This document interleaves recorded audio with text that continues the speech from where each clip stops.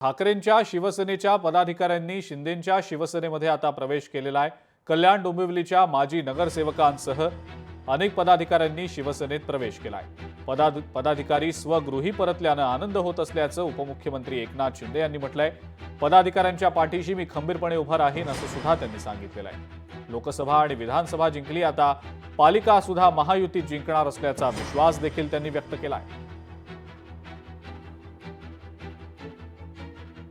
खासदार डॉक्टर श्रीकांत शिंदे यांच्या मतदारसंघामध्ये हे सर्व पदाधिकारी काम करतात। आज मी त्यांचं मनापासून या ठिकाणी स्वागत करतो। वारकरी संप्रदायाचे देखील पदाधिकारी इकडे आले आणि वारकरी संप्रदाय देखील मोठ्या प्रमाणावर कल्याण ग्रामीणमध्ये आहे। मला वाटतं हा एक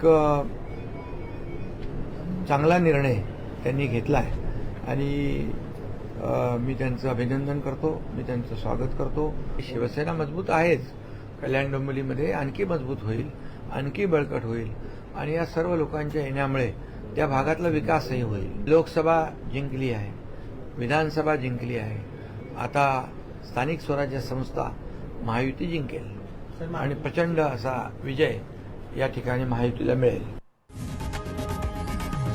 लोकशाही मराठी ऐका, पहा, जागरूक रहा।